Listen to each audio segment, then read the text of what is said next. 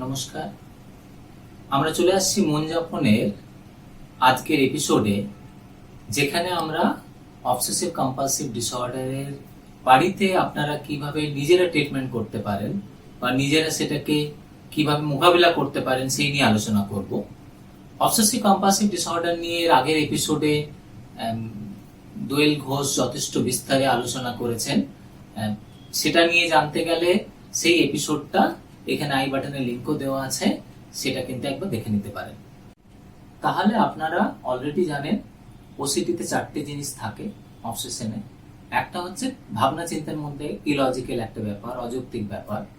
2 নম্বর হচ্ছে আমি চাইছি না ভাবনাগুলো আসুক, তবু সেগুলো আমার মধ্যে চলে আসছে, মানে আনওয়ান্টেড। 3 নম্বর থাকছে ইন্ট্রুসিভ, জোর করে মনের মধ্যে ঢুকে যাচ্ছে। আর 4 নম্বর রিপিটেটিভ, বারবার ঘুরে ফিরে সে আসছে। ওসিডিকে মোকাবিলা করার জন্য যেটা প্রথমেই আমাদের খেয়াল রাখা দরকার, ওসিডি কিন্তু একটা রোগ, ডিসঅর্ডার। রোগ যেরকম ম্যালেরিয়া একটা রোগ, আজকে কোভিড-19 যেমন একটা রোগ, সেরকম ওসিডিও কিন্তু একটা রোগ। কার মনের জোর বেশি, কার মনের জোর কম, তার সঙ্গে এই রোগের কিন্তু বিশেষ কোনো সম্পর্ক নেই। এবং যেহেতু এটা রোগ, কার মাথায় কি ধরনের চিন্তা আসবে সেটা কিন্তু আমরা ডিসাইড করতে পারি না। সেটা আমাদের উপর নির্ভর করে না, আমাদের কন্ট্রোলে নেই। আজকে যেমন ম্যালেরিয়া হলে, টাইফয়েড হলে আমার জ্বর আসবে, সেই জ্বর আসা বা না আসাটা কি আমার কন্ট্রোলে? সেটা রোগের দ্বারা নির্ধারিত হচ্ছে। ঠিক একই রকম ভাবে যখন ওসিডি রোগটি কারোর মধ্যে ডেভেলপ করছে, তাতে যে ভাবনাগুলো ইলজিক্যাল আনওয়ান্টেড যে থটগুলো চলে আসছে, সে যতই খারাপ থট হোক না কেন। আগের এপিসোডে যেমন আপনারা হয়তো শুনেছেন যে সেক্সুয়াল থট আসতে পারে, রিলিজিয়াস থট আসতে পারে, এমনকি অ্যাগ্রেসিভ থট আসতে পারে, আমি কারো কোনো ক্ষতি করে ফেলবো কিনা, কাউকে স্ট্যাপ করে ফেলবো কিনা। এটা মনে রাখা দরকার যে এই ভাবনাগুলোর জন্য কিন্তু আপনি আমি কেউ দায়ী নই। বা আপনার পরিবারে যদি কারো এই ধরনের ভাবনা আসছে, সেও কিন্তু দায়ী নয়। যে দায়ী সে হচ্ছে এই রোগটা। তাই এই চিন্তাগুলোর সঙ্গে যদি আমরা লড়াই করি, অনেকে বলে না যে আমি চিন্তাগুলো থেকে কিছুতেই বেরোতে পারছি না, আমি তাড়ানোর চেষ্টা করি, সরানোর চেষ্টা করি, চিন্তাগুলো থেকে কিভাবে দূরে থাকা যায় সেই চেষ্টা করি, কিন্তু কোনোভাবেই পেরে উঠি না।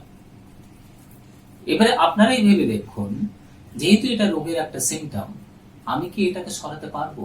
আমি কি এটাকে দূরে রাখতে পারবো? সেটা কি আদৌ আমার কন্ট্রোলে বা নিয়ন্ত্রণে আছে? না। যতক্ষণ না আমরা রোগটাকে পুরোপুরি ঠিক করতে পারবো, ততক্ষণ পর্যন্ত কিন্তু এই চিন্তাগুলো আসবে। আবার যদি আরো ভেবে দেখি, এই যে চিন্তাগুলো, ইলজিক্যাল থটগুলো আসছে, অপছন্দের চিন্তাগুলো আসছে, হয়তো কম বেশি প্রত্যেক মানুষের মধ্যে এই চিন্তাগুলো কোনো না কোনো সময় এসে হাজির হয়। কিন্তু কারো কারো ক্ষেত্রে এটাই রোগে কনভার্ট হয়ে যায়। তার কারণগুলো আমরা আগের এপিসোডে আলোচনা করেছি। কিন্তু আরেকটি বিষয়কে মাথায় রাখা দরকার আছে, যেটা আমি ছোট্ট একটা জিনিস করতে বলবো আপনাদেরকে। একবার ভাবুন তো, হলুদ রঙের একটা হাতির কথা। হলুদ হাতি কেউ দেখেছেন নাকি? ভেবে দেখুন তো। হয় কি? হয় না। কার্টুন ছাড়া হলুদ হাতি হয় না। এবারে আমি যখন স্টার্ট করবো, আপনারা কিছুক্ষণের জন্য চোখ বন্ধ করবেন। চোখ বন্ধ করে প্রাণপণে চেষ্টা করবেন এই হলুদ হাতির চিন্তাটা যেন কোনো মতে মাথায় না আসে। হলুদ হাতির ছবি বা হলুদ হাতি কথাটাও যেন মনের মধ্যে না আসে। যদি এসে যায় কোনো ক্রমে, তাহলে গুনতে থাকবেন কতবার মনের মধ্যে এলো, কিন্তু চেষ্টা করবেন যাতে কোনো রকম ভাবে না আসে। আপনারা চেষ্টা করে দেখবেন কোনো একটা সময়, পারলে এই সময় ভিডিওটাকে একটু পজ করে দেন, চেষ্টা করে দেখুন। 1 মিনিটের মতো এইভাবে বন্ধ করে রাখবেন, তারপর দেখুন না কি হচ্ছে হলুদ হাতি। 1 মিনিট পরে হয়তো বেশিরভাগই দেখবেন হলুদ হাতি কিন্তু বারবার মনের মধ্যে ফেরত এসছে। কারো 4-5 বার, কারো ক্ষেত্রে 8-10 বার, কারো ক্ষেত্রে 1-2 বার। কিন্তু ভেবে দেখুন, হলুদ হাতি বাস্তবে হয় না ইলজিক্যাল, হলুদ হাতি আনা যাবে না, আনওয়ান্টেড, তবু সেটা মনের মধ্যে জোর করে চলে এলো এবং বারবার এলো। তাহলে কি আমরা বলতে পারি একটা নতুন অবসেশন আমাদের মধ্যে তৈরি হলো? ঠিক এই কারণেই অ্যাকচুয়ালি আমাদের মধ্যে অবসেশন তৈরি হয়। মানে যে চিন্তাগুলো আমরা মনে করি খারাপ, আসা উচিত নয়, সেই চিন্তাগুলোকে অ্যাকচুয়ালি সরানোর জন্য আমরা আপ্রাণ চেষ্টা করতে থাকি, সাপ্রেস করার চেষ্টা করি। এবং কি দেখলেন আপনার অভিজ্ঞতায়, যত বেশি সরানোর চেষ্টা করছেন আসলে সেই চিন্তাগুলোই মনের মধ্যে বারবার চলে আসছে। এটাই হয় অবসেশনের চিন্তার ক্ষেত্রে। যত আমরা সরাতে চাইবো তত আমরা নিজের অজান্তে গুরুত্ব দিয়ে ফেলবো। ভাবুন না, বাড়িতে যখন ফ্যান চলে, ফ্যানের একটা আওয়াজ হয়, সেই আওয়াজটা কি আমাদের কানে আসে? কানে আসে, কিন্তু মনে আসে না, কারণ আমরা জানি ফ্যান চললে পরে একটা আওয়াজ তো হবেই। তেমনি আমরা বেঁচে থাকলে আমাদের মধ্যে লজিক্যাল চিন্তা আসবে, লজিক্যাল চিন্তা আসবে, পছন্দের চিন্তা আসবে, অপছন্দের চিন্তা আসবে। কিন্তু যদি আজকে ভাবেন এই ফ্যানের আওয়াজটাই যেন আমার মন না যায়, ফ্যানের আওয়াজটাই যেন আমার মন না যায়, তাহলে আমার কি হবে? বারবার কিন্তু দেখবে ফ্যানের আওয়াজটা দেখেই মন চলে যাচ্ছে। ঠিক একই রকম ভাবে এই চিন্তাগুলোর দিকে যাতে আমার মন না যায়, এই চিন্তাগুলো যাতে আমার মাথায় না আসে, এটা যত ভাববো তত কি হবে? সেই চিন্তাগুলোই কিন্তু বেশি বেশি করে আসতে শুরু করবে। আমরা সেগুলোকে ইগনোর করতে পারবো না, অগ্রাহ্য করতে পারবো না। তাহলে আমরা কি দেখলাম? এই চিন্তাগুলোর সাথে ডিল করার একটা উপায় হতে পারে এগুলোকে নিয়ে ডিল না করা, এগুলোর সাথে লড়াই না করা। তারা আসছে, আকাশে যেমন মেঘ ভাসতে ভাসতে আসে, আবার একটা সময় চলে যায়, তেমনি চিন্তাগুলো ভেসে আসবে মনের মধ্যে, কিছুক্ষণ থাকবে, আবার ধীরে ধীরে চলে যাবে। অপছন্দের চিন্তা হলে একটু কষ্ট হওয়াটাই তো স্বাভাবিক। আমরা যদি অগ্রাহ্যটা করতে শিখি ধীরে ধীরে অভ্যেসের মধ্য দিয়ে, তাহলে দেখবেন সেই কষ্টটাও ধীরে ধীরে চলে যাচ্ছে। তাই অনেক সময় আমরা বোঝানোর জন্য বলি যে এটাকে একটা দৈত্য হিসেবে ভাবুন। এই চিন্তাগুলো একটা দৈত্যর মতো, যে দৈত্যটা এসে আমার উপর হুকুম জারি করছে, এই বারবার হাত ধো নাহলে ক্ষতি হয়ে যাবে, বারবার চেক কর নাহলে ক্ষতি হয়ে যাবে, এই বারবার প্রণাম কর নাহলে ক্ষতি হয়ে যাবে, এই রকম নাম্বারে গোন নাহলে ক্ষতি হয়ে যাবে।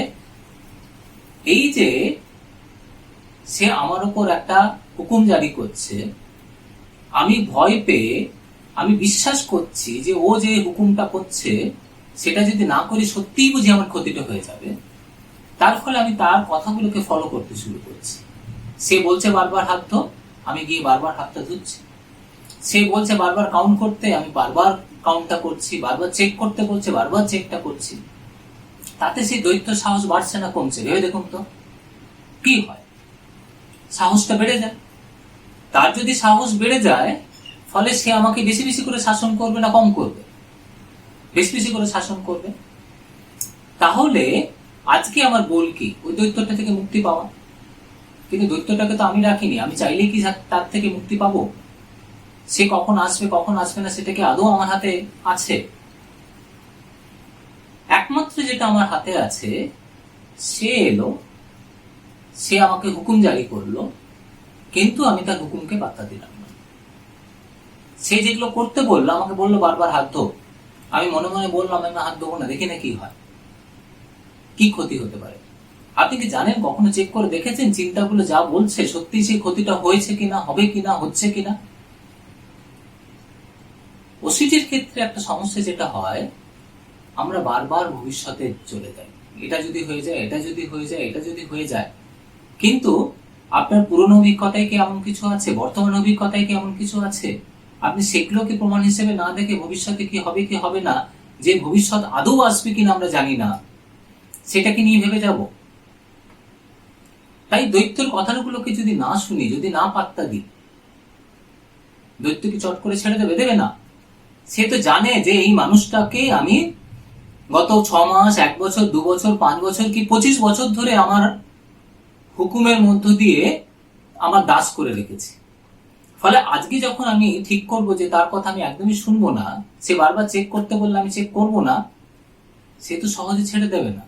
সে তো তার মতো করে অত্যাচার চালাবে, আমাকে কষ্ট দেবে। এই কষ্টে আমি কিভাবে ভুগবো? আমার হার্টবিট বেড়ে যাবে, আমার গলা শুকুতে থাকবে, মাথাটা কেমন কেমন করবে, মনে হবে পাগল হয়ে যাচ্ছি কিনা, প্রচন্ড কষ্ট হবে, মনে হবে এক্ষুনি গিয়ে হাতটা ধুয়ে ফেলি বা চেক করে ফেলি। কিন্তু তবু যদি দাঁত মুখ চেপে এটাকে সহ্য করেন, তাহলে দেখবেন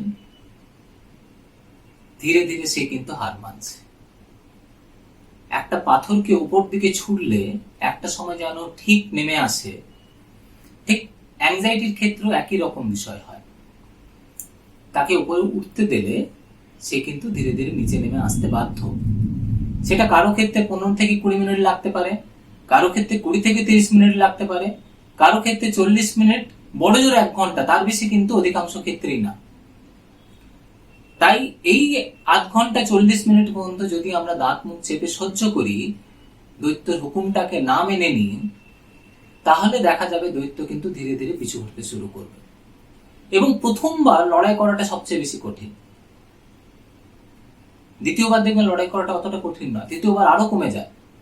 ফলে সে দ্বিতীয়বারও আসবে, তৃতীয়বারও আসবে, সে বারবার টেস্ট করতে চাইবে, আপনাকে পরাজিত করতে চাইবে। কিন্তু যতবার আপনি সাহস দেখিয়ে রুখে দাঁড়াবেন, দেখবেন ধীরে ধীরে তার সময়টাও কমে যাচ্ছে, আপনার অ্যাংজাইটি সিভিয়ারিটিও কমে যাচ্ছে। একটা সময় আসবে, সে হয়তো আসছে, কিন্তু দেখবেন আপনি সেইভাবে প্রভাবিত হচ্ছেন না। তো অতি সামান্য অ্যাংজাইটি তৈরি হচ্ছে, টেনশন তৈরি হচ্ছে, যেটা আপনাকে বিশেষ কোনোভাবে বদার করছে না। এই পদ্ধতিটাকে আমরা বলি ট্রিটমেন্টের ভাষায় রেসপন্স প্রিভেনশন। আগের এপিসোডে যে কম্পালসিভ রেসপন্সের কথা বলা হয়েছিল, যে কম্পালশনের মধ্যে দিয়ে আমরা আমাদের অ্যাংজাইটি বা টেনশনটাকে কমিয়ে আনছিলাম, বা যেগুলো আমার মধ্যে থ্রেট তৈরি করছে সেগুলোকে অ্যাভয়েড করছিলাম, সেগুলো থেকে দূরে থাকার চেষ্টা করছিলাম। এই রেসপন্সটাকে যদি আমরা থামাতে পারি, থামাতে শিখি, মানে আগে যে দৈত্যের কথা শুনে নিচ্ছিলাম সেই শোনাটাকে যদি বন্ধ করি, তার ইনস্ট্রাকশন গুলো অনুসারে যেভাবে আমি আমার অ্যাক্টিভিটি করছিলাম সেই অ্যাক্টিভিটি গুলোকে যদি বন্ধ করি, রেসপন্সটাকে থামাই, প্রিভেন্ট করি, তাহলে দেখা যাবে ধীরে ধীরে আমার অ্যাংজাইটিটা তৈরি হবে, থাকবে, আবার ধীরে ধীরে নিজের থেকে নেমে আসবে। এতদিন আপনি কি করছিলাম, আমি অ্যাংজাইটিটা তৈরি হলে টেনে নামাচ্ছিলাম বারবার হাত ধুয়ে বা বারবার চেক করে, আবার কিছুক্ষণ বাদে আবার অ্যাংজাইটি বাড়ছিল, আবার নামাচ্ছেন, এমনি করতে করতে ব্যাপারটা চলতে থাকে এবং বাড়তে থাকে। কিন্তু আমরা যদি সহ্য করি, তাহলে দেখা যাবে অ্যাংজাইটিটা কিন্তু ধীরে ধীরে অটোমেটিক্যালি কমতে শুরু করছে, এবং স্বাভাবিকভাবেই তখন আমার কনফিডেন্সটা কিন্তু বাড়তে শুরু করবে। একটা কথা এখানে বলতে চাই রবি ঠাকুরের ভাষায়, উনি যেমন একটি গানে বলেছিলেন, বিপদে মোরে রক্ষা করো, এ নয় মোর প্রার্থনা, বিপদে আমি না যেন করি ভয়। ওসিডির ক্ষেত্রে লোকেরা কি বলে, বিপদে মোরে রক্ষা করো, বিপদ যেন না হয়, বিপদ যেন না হয়। কিন্তু রবি ঠাকুর সেই কথা বলছেন না। উনি বলছেন বিপদ আসবে কি আসবে না আমি জানি না, আমি বিপদটার মোকাবিলা করি, তার সাথে লড়াই করি, তারপরে দেখি কি হয়, সেই সাহসটা যাতে আমি পাই। এই পদ্ধতিগুলোকে যদি আমরা রেগুলার বেসিসে ব্যবহার করতে পারি, তাহলে দেখা যাবে কারো ক্ষেত্রে 10-15 দিনের মধ্যে, কারো ক্ষেত্রে 1-2 মাস কি 3 মাসের মধ্যে সমস্যাটা অনেকখানি কমে আসতে পারে। যদিও একটা বিষয় মাথায় রাখা দরকার আছে, যেহেতু এটা রোগ, সবসময় নিজে লড়াই করে কিন্তু আমি এটা থেকে বেরোতে নাও পারতে পারি। অনেক ক্ষেত্রেই আপনাকে প্রফেশনালের গাইডেন্সে, একজন মেন্টাল হেলথ প্রফেশনালের সঙ্গে যোগাযোগ করে যদি সঠিক পদ্ধতি ফলো করেন, তাহলে দেখবেন অধিকাংশ ক্ষেত্রেই অবসেসিভ কম্পালসিভ ডিসঅর্ডার বা বাতিক রোগ থেকে বেরিয়ে আসা সম্ভব। এটা এই কারণে আবার বলছি, বিভিন্ন রোগের মতো এই রোগটিও কিন্তু ঠিক হওয়ার পরও ফেরত আসতে পারে। তাই ট্রিটমেন্টের নির্দিষ্ট ধরন আছে, সেই ধরনটাকে প্রপারলি ফলো করা প্রয়োজন।